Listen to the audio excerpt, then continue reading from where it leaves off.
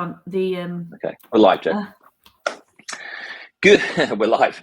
Good morning, Good Joe, morning. and good morning, everybody, and welcome to the Retained Recruiter Show. My name is James. And I'm Joe.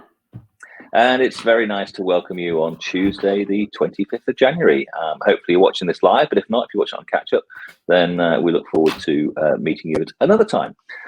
Very pleased to be sharing the platform today with Jo Gregory, my colleague who runs the Retained Recruiter Academy. She's the director of that. And what we'd like to do in these sessions, which are just going to be 30 minutes, but we're going to be here every week, so please do tune back in. We're going to be here talking about how you can, get further into the realms of retained recruitment. And the framework that we're going to use during this journey is something that we called Retained Recruiter Roadmap. And Roadmap is an acronym that we're going to be sharing with you initially over the next 7 weeks, but some of the categories, some of the elements of Roadmap will need further explanation and interrogation in some respects. So we will be coming back to some of those. But the first one we're talking about today is R, because we're going to start at the beginning. So R stands for return on investment. And so that's what we're going to be talking to you about today. And Joe, we've got 2 or 3 topics that we're going to cover. So we'd like to share with everybody what they are. Yeah, absolutely. So there's 3 different topics that we're going to cover. The first one is how to transition from contingent to recruitment, because because we know that that's a big area that people struggle with. So we're going to give you some tips to help you with that. Second thing we're then going to concentrate on is building your knowledge as a retained recruiter and positioning yourself as an expert with your clients. And then the third thing finally is we're going to give you some top tips, because we always get asked this, some top tips, how to develop new sales skills. Gosh, why did we decide we were doing these in the morning? New sales skills to open up new possibilities and not opportunities. So if we are going to start to try and develop retained business, how do we go about it? So we'll give you some top tips for that as well. And we are only here now for 25 minutes. So we're going to have to be very stringent, James. We are going to have to be very stringent on time. Don't worry about that, Joe. We will do that. But I just want to explain to people that, so to this topic today, those 3 elements that Joe spoke about there, and we will sort of relate those back to return on investment. So they will sort of try and relate back into that particular area. But just so you know, here at iIntro, we've literally helped thousands of recruiters around the world sort of make that journey, that transition from contingent transactional recruitment to consultative retained recruitment. So, that's sort of why we want to share some of those experiences with you. And we've delivered a lot. And as one of our favorite expressions is, if you're trying to go from A to B, speak to the man at point B, or the lady at point B, I should say, the person. And we believe that's us. Oh, I hope we haven't lost James there. So we'll get, hopefully James is on his way back in. The beauty of live hosting. So as James was saying, many of you might already know about iIntro. We will put a link on the session a little bit later on. So if you are interested in a free consultation, then do let us know. iIntro is a platform, but it's also a methodology, how to actually transition from contingent to retained. And one of the things that we get asked a lot is, would I be able to do it? Will I be able to do it in my market, in my geography sector, with the types of skill sets that I recruit? And the answer is pretty much yes. We work with people all the time to try and help them to transition from contingent to retained. Some people decide that they want to do a percentage of retained and then still keep some of their other clients as contingent. Others decide that they want to go 100% retained over a period of time.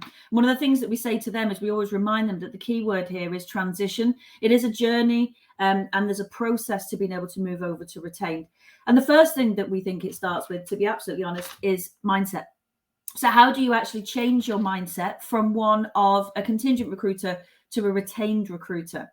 So mindset is key. My personal belief is that if you can do contingent recruitment, it doesn't necessarily mean that you can just flip straight away into retained recruitment. That's a bit like saying I can drive a Ford, therefore I also think that I can probably drive a Boeing 737. He's back. I'm still going. Yeah, my computer just went totally dead. So there you go. That shows it's live. That was exactly an interesting one. So I was just saying, James, that I was saying that the transition between contingent and retained is different for everybody, but everybody has to remember that a transition, it is a journey, and that you have to put a plan together, but that it actually starts with mindset, doesn't it? It does, and I think the challenge that people have is that they think it's an overnight sensation. It's not. It's a journey, and a lot of people come to us, and we'll talk about the whys and wherefores of what they want to do. But you have to start out, and that mindset change, that mindset shift that you need to have, is to say that you want to do it. Now, a lot of people, Joe, will say, "Oh yes, I definitely want to do retained," but the reality is most people don't know how to.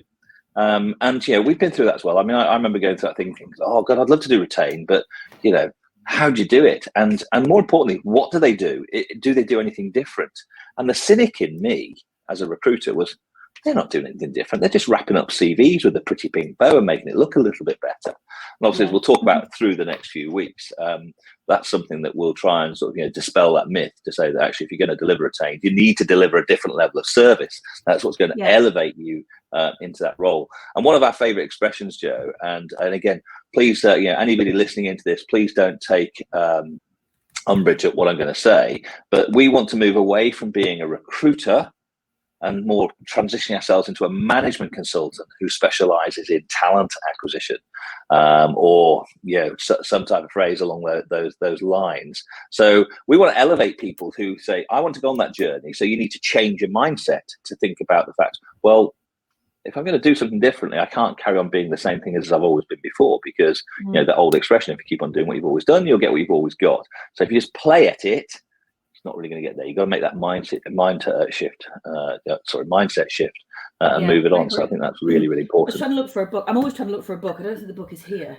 Again, I must have given that one. I think she's sponsored by Amazon myself. I wish I was. I would be sat on my own private island by now. But I think it was Simon Sinek that says always start with the why. And I think there's two whys here, isn't it? The first thing is why, as a recruiter, would you want to do retained, which is really important. But then secondly is, why would the client benefit from you providing a retained service? And I think if you can sit down and try and work those two things out, I mean, as a recruiter, why would you want to do it? Let's think about this for a second. Let's think about our recruitment landscape. And over the last 20 years that I've been in it, James has obviously been in it considerably longer, as you can tell. But in the time that we've been in recruitment, has it really changed? And does it really work?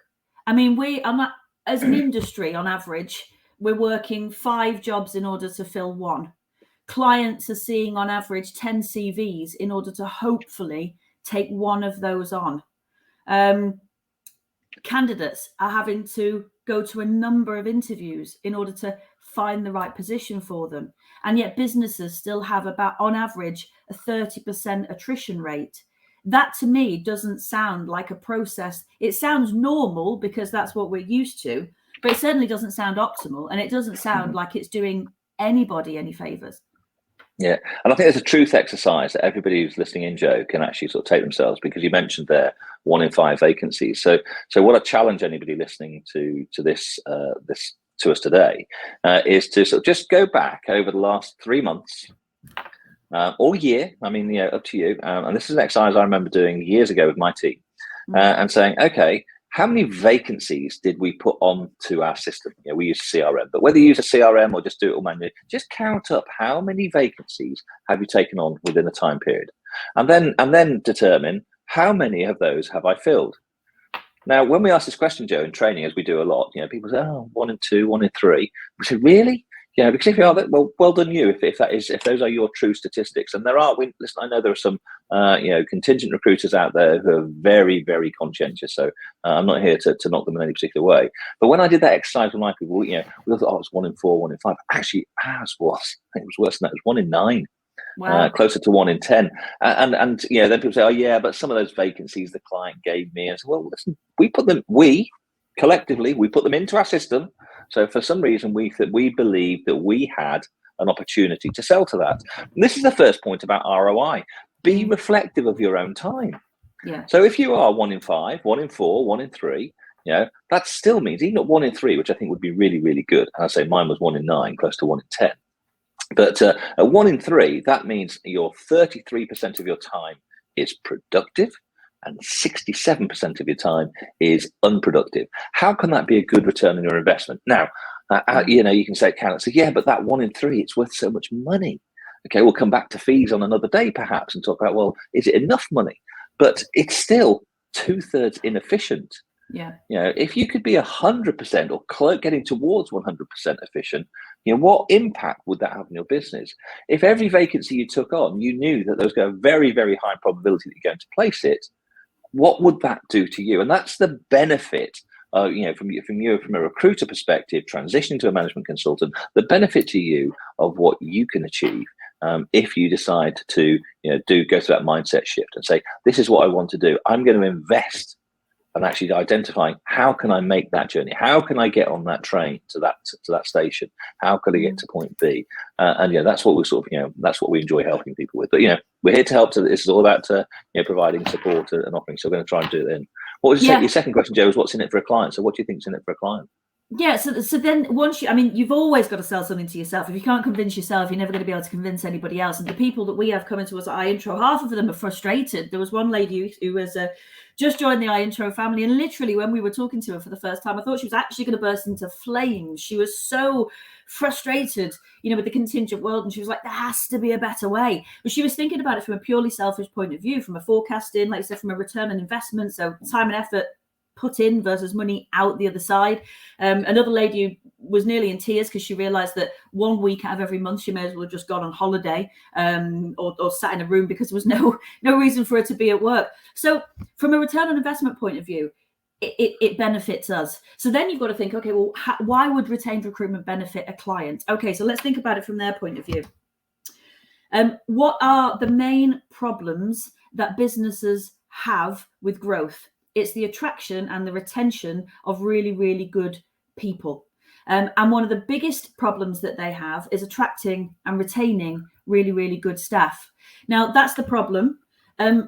What most businesses haven't really done is looked at their initial acquisition process and married the two together, because attrition starts with acquisition. If you're not taking the right people in or the right people into the wrong business, you're always going to have a problem. And as recruiters, how often do we focus on the end result? Not the end result of let's just put a body in your business and send them some CVs, but the end result of actually getting the right person in the business that stays. 96% of the people that we place stay as part of iIntro.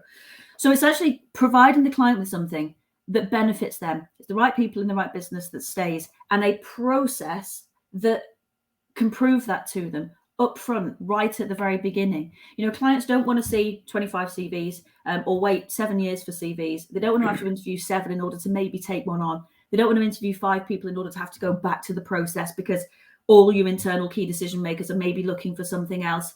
They don't want to have to work with 15 agencies. It's just, they do it because that's the norm. And as recruiters, we've conditioned them to believe that they can send us a piece of paper and then we will send them some pieces of paper. And that's going to help them to enable the growth of their business. And actually, when you think about it, it doesn't help a client. High attrition rates, long, ineffective, broken recruitment processes. It doesn't help the client either. So we need to be more than just a CV vending machine. It's more than just let's send CVs to jobs. This isn't that. Like you said before, it's about becoming a consultant, advising the business of the right course of action. And I think just to bring it around, because the what's in it for them, from a client perspective, is helping them understand that their current recruitment process is flawed or even broken. And the way that we need to do that is to help evidence that that process that we outline to them, however many CVs they're seeing, but we get to look at the key, one of what we believe is one of the key metrics in recruitment, and that's retention. And retention is really what people want. And just to highlight this point, if you were to ask your client, what's my job? What do you expect me to do? And you might think they might say, well, to find me people. Okay, so what's your job in this? And I say, well, to hire people. Okay, so if I find people that you hire, is that success? Simplistic answer is yes. So then you have to sort of probe a little bit further. So if somebody I place with you leaves after 3 months, would you be happy? Of course, the client's going to say no. What about after 6 months? Would you be happy? Well, probably still not. 9 months? No. 12 months? Well, maybe not. But at least we're getting, we're making them hesitate. So retention is what we're looking for. So our role is to help them identify and attract and acquire people into their organisation who stay for the medium to long term. Now, that's a really important factor because that's the return on investment for them. Because the reality is, all the research shows that we've undertaken, and you can undertake this yourself, ask your client a simple question: of the last 10 people you've hired, how many are still with you after 1 year? And I'll bet that, the client was going to say to you either 7 or 8. And by saying 7 or 8, what they're saying, they have a 70 to 80% success rate. And that's what people focus on. And our job say, well, unfortunately, that means you have a 20 to 30% failure rate or attrition rate that Joe said. And I love that phrase, Joe. Attrition starts with acquisition. We love that. So you're acquiring the wrong people because none of your clients hire people who don't have the right knowledge, skills, and experience. They hire people only to find out that something else went wrong or goes wrong.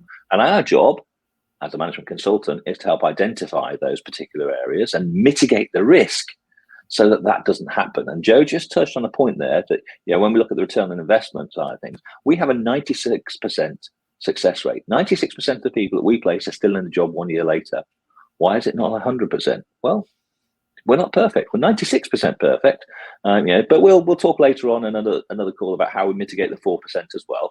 But we're 96% perfect compared to the client who's somewhere between 70 and 80%. So that's a huge benefit to the client, yeah? And that's one of the reasons why you can start to get into selling retained recruitment, because you'll be able to show the client the benefit of working with you.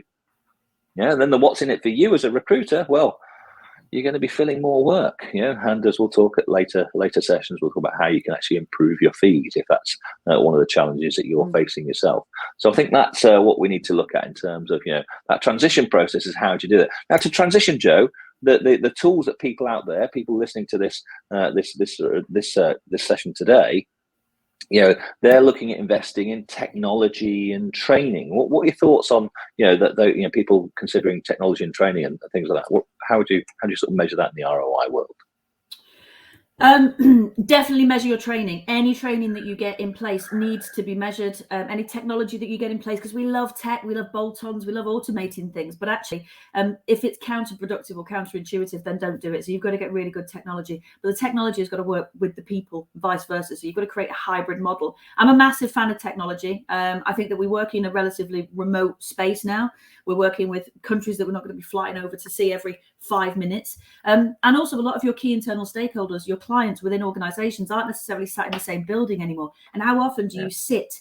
How often do you sit and you send emails with CVs attached to your clients, and then you get really frustrated? So you phone them up and you said, have you looked at those CVs? And they say, what CVs? Because they just get buried in their inbox, and we're in this long snail trail of emails now. So I think technology can really help. It can help to speed up the process, but also technology and investment in particular tools and platforms can help us to help our clients to be more objective and scientific when it comes to how they're doing this. Recruiting for your own business is really hard. We take it personally. Therefore, we start to make hiring mistakes. There's about 5 or 6 really big hiring mistakes that a client will make, and we're going to talk about those in another session. But what that means is that they're probably hiring subjectively, or there are particular influencers that are influencing their decision to take certain people on, conscious bias, unconscious bias, that kind of stuff. And we can't control that. And also you can send the best person in the world. We've all done this, and you're pretty much, you're boarding it whilst the guy is in the interview because you think this is definitely this is a done deal. And then the client says, actually, I liked him, but John didn't like him. You think, well, that's ridiculous. So actually what you're allowing is subjectivity to get in the way of what should be a really objective and scientific process. So if you're going to start doing retained, I think you have to look at what can we do to benefit the client in terms of time and money, peace of mind, maintain or increase productivity and performance. And what is it that we can put in place in our process, like Swiss cheese, in our process that means that only the right people get through. And then you present that to your client. This is our process. This is our service methodology. And these are the results that we can get for you. And technology can help you with that as well, to actually productize what it is you do for a living. Because actually a lot of what we do is conceptual, and it's super hard to sell. I mean, well, technology is an enabler, of course, and there's so much choice out there, and that's the challenge that I'd say to people, because we all like bright, shiny toys. And I speak to one of our clients yesterday, and in 30 minutes he reeled off 3 or 4 amazing, amazing things. And maybe it was something amazing in some of the things that you said to me. I indeed hope there is, but we can sometimes get attracted and distracted by what's out there, and this is where you need to measure, because it's very easy to say, oh, it's just another £100 a month, or it's just another £5,000 or whatever it may be, and you think, oh, half a placement or a placement will cover that. But there are too many of those things that are easy to say, and they can be sold in that way. What you've got to look at is, if you're going to invest in technology, I'm going to come back to investing in training as well, become a big advocate and believer of that. If you're going to invest in technology, you do really need to sit down and say, what determines success? What am I going to say? At the end of the period that I invest this technology for, did it deliver for me? And to do that, you have to have some really clear parameters of what success looks like. So there's no point investing X in something and then saying, well, I got 1X back. If it's 10X you're looking back for, or 100X, whatever the number is, but you need to set that out so that when you get to the end of whatever your time frame period is, you can objectively look back and say, did that help me deliver it? Because if it does, you should carry on with it and invest more into it. If it doesn't, then you should get rid of it because it's not there. And training, again, and we're specifically on here to talk about the world of retained recruitment. So again, training I think is critical, but again, you have to measure it. And I think what you really need to be objective about in this one is, in terms of, did I increase? And one of the things that's frustrated me for years and years, Joe, is when I look at the world of recruitment and the world of training in recruitment, I don't see a lot of progression in terms of the fees that are made by recruiters. So there's and I can argue this with anybody in terms of, if you convert your revenue today the same amount of revenue next year, but it's retained, there are benefits to you, which I can argue that one. But surely we should be looking for increase, otherwise there's no return on investment. Now, that's what we need to look at. Why are you going on this journey? What's the road that you're looking to travel? And you need to have a roadmap to sort of help you get there, to sort of measure that out. And that's why we try and talk with people. That's why we talk about ROI. And I know we're going around the edges here, but people should be really focused on, if I'm going to do something, why am I doing it? Go back to your Simon Sinek and the why. Why am I doing that? And what am I going to get out of it? What am I going to get out of it? What are my team going to get out of it? What are my clients going to get out of it? What are my candidates going to get out of it? So it's all those changed experiences, and that they can't be ignored. I think as documents, those 4 that you just said would be really good. A lot of the people that we work with, spending time with us gives them an opportunity to think on it rather than in it, gives them an opportunity to sit and build this, because there's no point just throwing it down the hill and then figuring out that it doesn't work. And second guessing yourself in this job is exhausting. So we'd always say, obviously we're going to say this because we have a vested interest in it, but we'd always say get training or get advice, or if you watch things like this, these are free. We talk in point 2 about building your knowledge as an expert. Like James said, go to the people who are already at point B and ask them how they got there. So training, free webinars, any kind of advice. But I'd also say, if you want to position yourself as an expert, if you want to get more business with better clients at higher fees, and then you want to retain them, go to your clients and ask them what would they want as a service in return for higher fees and in return for retained business. Because there's no point us trying to guess what our service methodology should be. I mean, we know because we've done it for years, but your clients are the ones that are going to know it. And do you know what? To come back to then point 3, which is to develop new sales skills. I'm at it again. I put my teeth in. To develop new sales skills. Again, you could do 100. It's like New Year's resolutions. You could do 100 things and only 3 of them work. But if you don't know which 3 work, you're stuck doing the 100 things, and that's not sustainable. So the biggest thing I'd say for research is ask your clients. The biggest thing I'd then say for streamlining your sales skills, knowing what to do and whether it's going to work or not, is ask your clients. Do a massive piece of research. January is a great time to do it. Do a service review, but also ask them a few questions about what they would like to see in terms of improvement to the service. You're then starting to get suggestions. You say, okay, well, look, if we were to improve our service and provide this, and this is what we would ask for in return. So it becomes a quid pro quo. And actually, it's a great way to try getting in with, and where we have 5 minutes left, James, so I'm going to hand over to you in a minute, a really good way of getting into conversation with existing clients about transitioning them from contingent to retained, because just as much as we are fixed in our mindset, clients are as well, aren't they? Yeah, and I think you've got an idea of what I'm going to say in a minute. But and I think in that thing, I mean, again, if people are listening and think, well, go and ask the clients, do you want to pay more? The answer is no. But exactly. Who's going to say, volunteer to pay more money? So again, you come back to the what's in it for me scenario. And I think you've just got to sort of ask some questions. And again, this is we believe we can help you. We'll talk about through these sessions on Tuesday mornings, and anything else we get involved with you. But one of the processes you can do with the client, and it's a process that we call defend to extend, and that's about defending your current position because you are under attack. There's always somebody trying to sort of, steal your business from behind you, and we sort of live in fear. So when you talk about doing a service review, what else can you do for your clients that's going to sort of make sure they come back to you time and time again? And as we get later into roadmap, we're going to talk about something called advocacy, where you sort of, really cement that relationship in. But you sometimes have to defend your position before you can even think about asking for more money. You need to defend your position before, to think about, well, how can I transition them to retained when they don't even know what retained is, or more likely they've had an experience of retained and it's not been a good one, and you have to overcome those objections. So again, we need to talk about those in terms of things, and you come around to the sales skills, Joe, that are critical. Knowing what to do and when to do it is a really important part, and we talk about later, and we're going to talk about when we get to, I think, D for develop. We're going to talk about stress-free sales systems, in terms of how can we de-stress the situation for us, as the recruiters, and want to be management consultants who specialize in talent acquisition. We're going to sort of share with people ideas on how you can de-stress that situation so that you don't live in fear of how to do it, but actually sort of just go into those situations and feeling really, really confident.